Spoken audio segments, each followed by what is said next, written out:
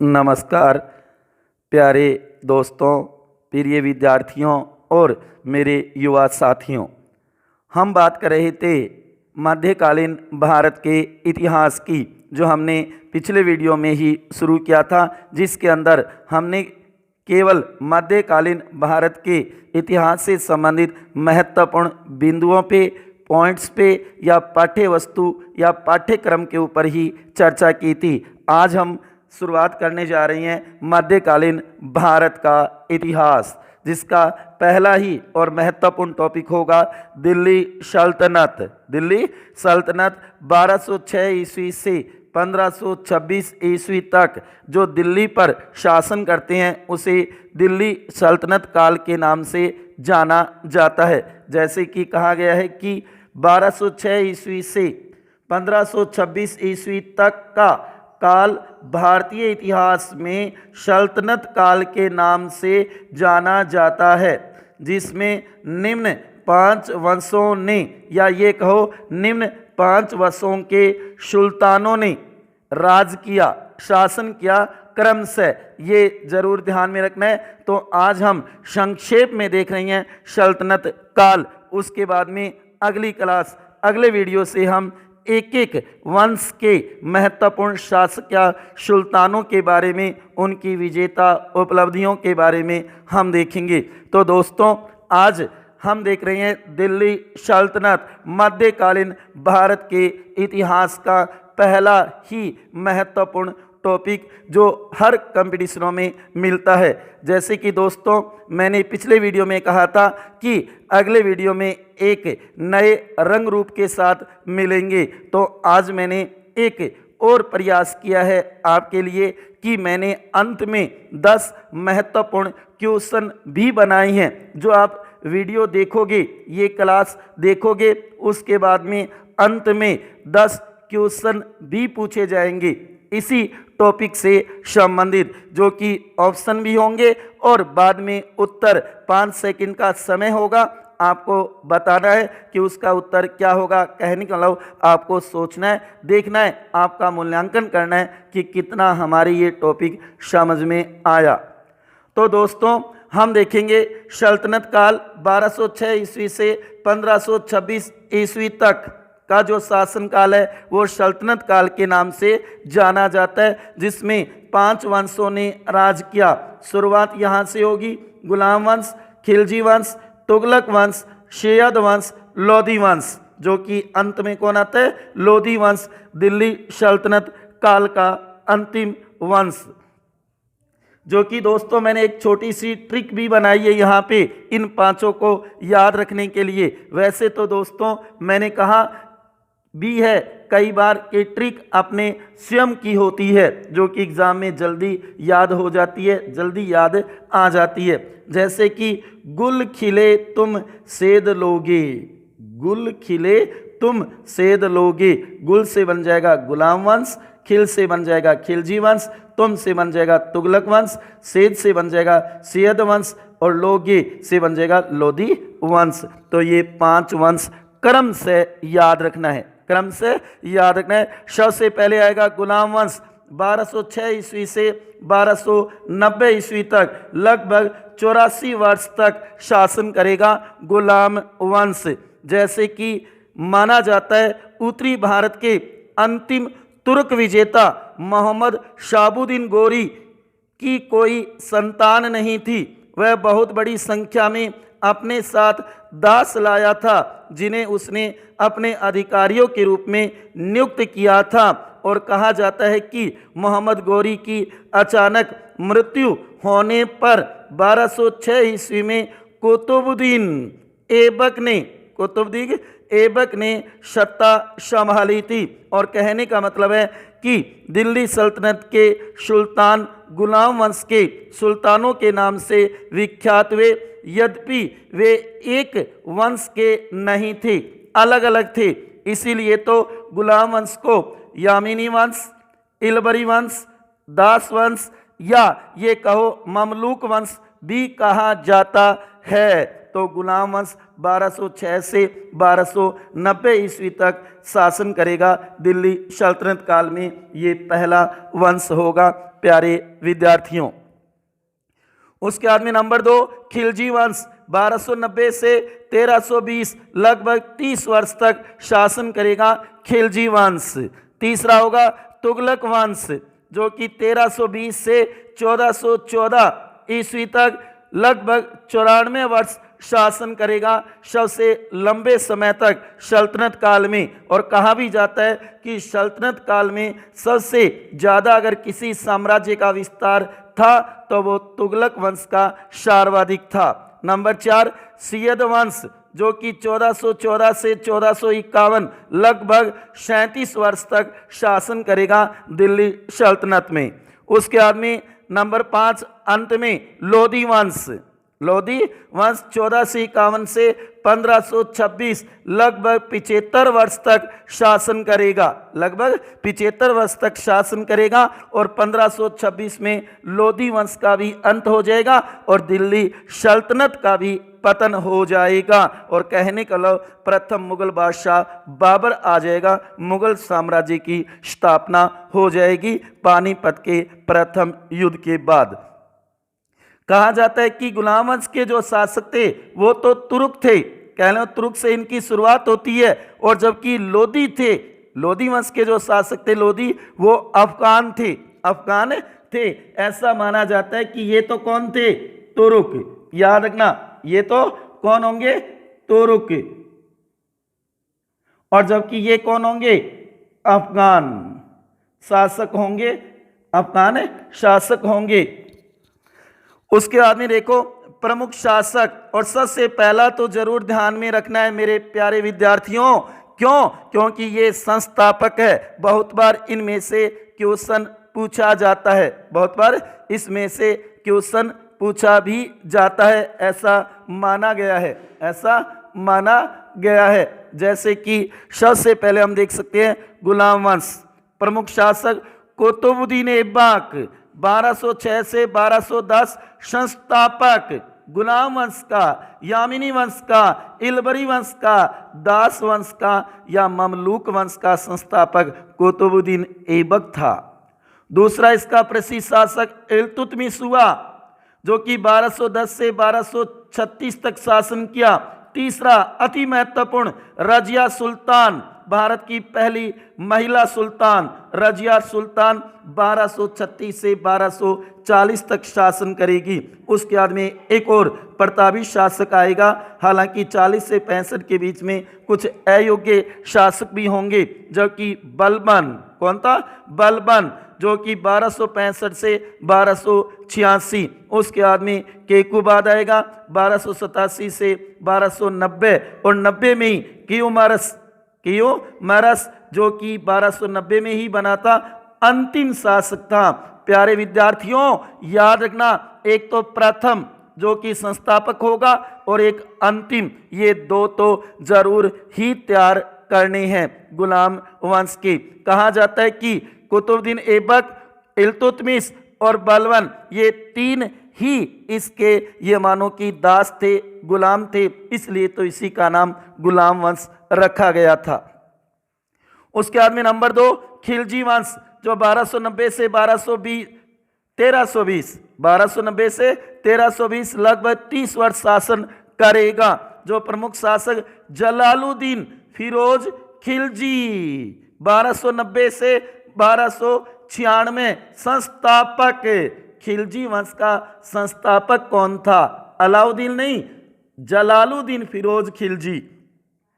जबकि अलाउद्दीन खिलजी इसका प्रमुख शासक होगा, इस वंश का प्रमुख शासक होगा, 1296 से 1316 तक शासन करेगा। उसके बाद में शिहाबुद्दीन उमर जो कि 1316 में ही बनता है, अल्पायु में ही। उसके बाद में कुतुबुद्दीन मुबारक खिलजी, कुतुबुद्दीन मुबारक खिलजी, कई जगह कुतुबुद्दीन मुबारक खिलजी भी है और कुछ किताबों में जैसे कि 10वीं की माध्यमिक शिक्षा बोर्ड की किताब में इसका नाम कुतुबुद्दीन मुबारक खिलजी दे रखा है, जो कि 1316 से 1320 तक शासन करेगा। उसके बाद में नासिरुद्दीन खुसरौ शाह, जो कि 1320 में ही बनेगा, जो इसका अंतिम शासक होगा। ये याद रखना है, जो कि नासिरुद्दीन खुसरौ शाह, जो कि अंतिम शासक था खिलजी वंश का। फिर उसके बाद में तीसरा क्रम से दोस्तों याद रखना, नंबर 3 तुगलक वंश, जो कि 1320 से 1414 लगभग 94 वर्ष शासन करेगा। सल्तनत काल में सबसे ज्यादा शासन करने वाला वंश यही होगा। सबसे ज्यादा शासन करने वाला वंश कौन सा था? तुगलक वंश, जो कि इसका पहला प्रमुख शासक गयासुद्दीन तुगलक 1320 से 1325। संस्थापक, ये महत्वपूर्ण क्वेश्चन है। संस्थापक तो पांचों ही वंशों के याद रखना है। उसके बाद में मोहम्मद बिन तुगलक 1325 से 1351। उसके बाद में फिरोज शाह तुगलक, जो इसका एक प्रतापी शासक था 1351 से 1388। उसके बाद में कई अयोग्य शासक भी आए। उसके बाद में अंत में नासिरुद्दीन मोहम्मद 1398 से लेकर के 1414 तक शासन किया था, जो अंतिम शासक था। प्रथम और अंतिम तो याद करने ही है। तुगलक वंश का प्रथम संस्थापक गयासुद्दीन तुगलक और अंतिम नासिरुद्दीन मोहम्मद। याद रखना, खिलजी वंश वाला है वो नासिरुद्दीन खुसरौ है शाह, जबकि यह है नासिरुद्दीन मोहम्मद। उसके बाद में चौथा वंश आएगा सैयद वंश, 1414 से 1451 लगभग 37 वर्ष तक शासन करेगा। इसके प्रमुख शासक खिज्र खां 1414 से लेकर के 1421 तक संस्थापक शासन करेगा और यही इसका संस्थापक होगा, खिज्र खां। सैयद खां मत कर देना, याद रखना सैयद वंश का संस्थापक कौन था? खिज्र खां था। उसके बाद में इसके प्रमुख शासक मुबारक शाह 1421 से 1434, मोहम्मद शाह 1434 से 1443। उसके बाद में अलाउद्दीन आलम शाह 1443 से 1451, जो इसका अंतिम शासक था सैयद वंश का। पहला कौन? खिज्र खां। अंतिम कौन? अलाउद्दीन आलम शाह, अलाउद्दीन आलम शाह। उसके बाद में अंतिम दिल्ली सल्तनत, दिल्ली काल का अंतिम वंश, जो अफगान शासक थे। कौन थे ये? अफगान थे, जो कि लोधी वंश 1451 से 1526 लगभग 75 वर्ष तक शासन किया। प्रमुख शासक थे बहलोल लोधी। बहुत ही वेरी मोस्ट है, बहुत बार पूछा जाता है ये क्वेश्चन कि लोधी वंश का संस्थापक कौन था, तो याद रखना है बहलोल लोधी 1451 से 1489 तक शासन करता है और संस्थापक लोधी वंश का। उसके बाद में आता है सिकंदर लोधी, दूसरा प्रमुख शासक 1489 से 1517 तक शासन करता है सिकंदर लोधी, जिसने आगरा शहर या कस्बे की स्थापना की थी, कस्बे की स्थापना की थी। उसके बाद में तीसरा शासक आता है इब्राहिम लोधी 1517 से 1526 तक शासन करेगा और अंतिम शासक होगा और बाबर के हाथों पराजित होगा। वहीं लोधी वंश का अंत हो जाएगा, दिल्ली सल्तनत काल का पतन हो जाएगा और मुगल साम्राज्य शुरू हो जाएगा। तो आज हमने देखा दिल्ली सल्तनत काल के 5 वंश कौन कौन से थे, 5 वंशों के किन किन सुल्तानों ने शासन किया, उसके बारे में हमने संक्षेप में देखा। जो क्रम से गुलाम वंश, खिलजी वंश, तुगलक वंश, सैयद वंश, लोधी वंश, इनके संस्थापक याद रखना और अंतिम शासक याद रखना है। तो याद रखना, इस ट्रिक के माध्यम से अगर आप करना चाहो तो कर सकते हो। गुल खिले तुम सेध लोगे, गुल खिले तुम सेध लोगे। गुल से बन जाएगा गुलाम वंश, खिल से बन जाएगा खिलजी वंश, तुम से बन जाएगा तुगलक वंश, सेध से बन जाएगा सैयद वंश, लोगे से बन जाएगा लोधी वंश। कितने कितने वर्ष तक शासन किया ये हमने देखा, ये हमने देखा। अब इसके बाद हम बात करेंगे अगले टॉपिक के अंदर, कहने का मतलब गुलाम वंश के बारे में विस्तार से उनके सुल्तानों की चर्चा करेंगे। एक एक वंश को विस्तार से देखेंगे, एक एक वंश को विस्तार से देखेंगे। दिल्ली सल्तनत काल के जो 5 वंश हुए उनके बारे में मिलते हैं अगली क्लास में गुलाम वंश पर विस्तार से चर्चा करने के लिए। तब तक खुश रहिए, हंसते रहिए, मुस्कुराते रहिए, मस्त रहिए। लेकिन दोस्तों जो आज हमने एक नई शुरुआत की है वो भी हम देख लेते हैं, जो कि आज हम दिल्ली सल्तनत काल के ये 10 क्वेश्चन देख रही हैं, जिनके नीचे ऑप्शन भी होंगे और आपको 5 सेकंड का समय भी दिया जाएगा सोचने के लिए, सोचने के लिए 5 सेकंड का समय भी दिया जाएगा और अपना मूल्यांकन करना कि 10 में से मेरे कितने सही हुए हैं। कृपया आपसे निवेदन है कि मेरे को कमेंट बॉक्स में ज़रूर लिखकर बताएं कि ये हमारा प्रयास कैसा है, आपके कितने क्वेश्चन राइट हुए, कितने क्वेश्चन राइट हुए, क्या ये प्रयास सही है या क्वेश्चन अलग से बनाए जाएं। और जल्दी ही भारतीय राज व्यवस्था के भी ये मानो कंटिन्यू टॉपिक शुरू किए जाएंगे, साथ में प्रश्नोत्तरी, कहने का मतलब टेस्ट सीरीज भी शुरू की जाएगी।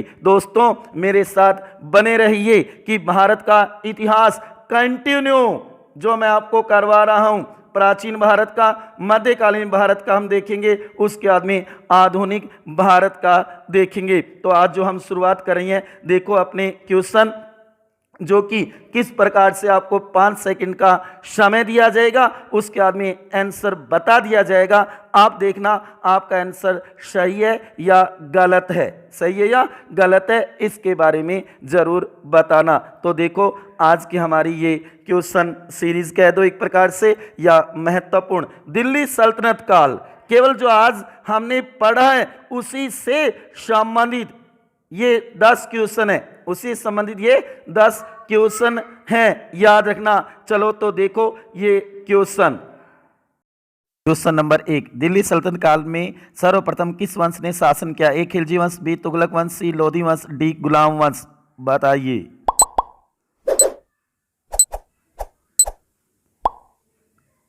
उत्तर होगा डी गुलाम वंश, जिसे दास वंश भी कहा जाता है। नंबर 2, खिलजी वंश का संस्थापक माना जाता है अलाउद्दीन खिलजी, मुबारक शाह खिलजी, जलालुद्दीन खिलजी, गयासुद्दीन खिलजी।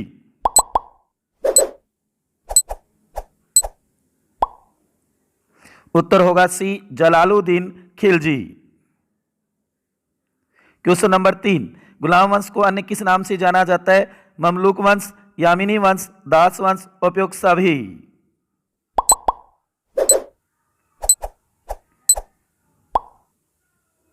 उत्तर होगा डी उपयुक्त सभी, तीनों नाम होंगे। क्वेश्चन नंबर 4, आगरा शहर की स्थापना किसने की? इब्राहिम लोदी, सिकंदर लोदी, बहलोल लोदी, मुबारक शाह।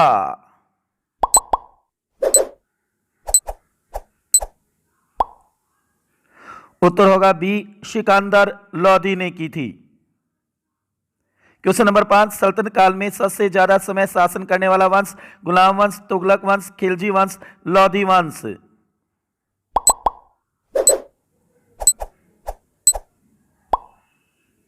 उत्तर होगा बी तुगलक वंश, सबसे लंबे समय तक शासन किया। क्वेश्चन नंबर 6, सैयद वंश का संस्थापक था? सिकंदर लोदी, अलाउद्दीन, खिजर खां, जलालुद्दीन।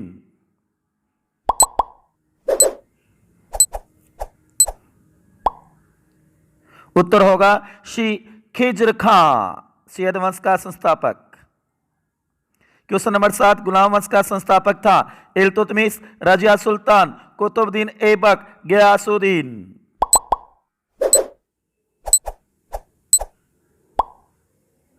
उत्तर होगा सी कुतुबुद्दीन ऐबक संस्थापक था। क्वेश्चन नंबर 8, लोधी वंश का संस्थापक था। इब्राहिम लोधी, सिकंदर लोधी, मुबारक शाह, बहलोल लोधी।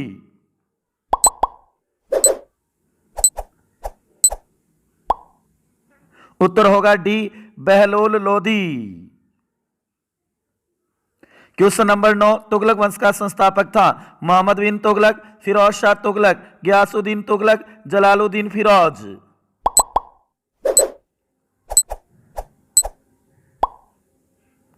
उत्तर होगा सी, गयासुद्दीन तुगलक। तुगलक वंश का संस्थापक था गयासुद्दीन तुगलक। क्वेश्चन नंबर 10, निम्न में से असंगत छांटिए। ए लोधी वंश, बी गुलाम वंश, सी तुगलक वंश, डी खिलजी वंश। इनके आगे उनका शासन वर्ष है, कितने वर्ष शासन किया उन्होंने, उनका दिए बताइए।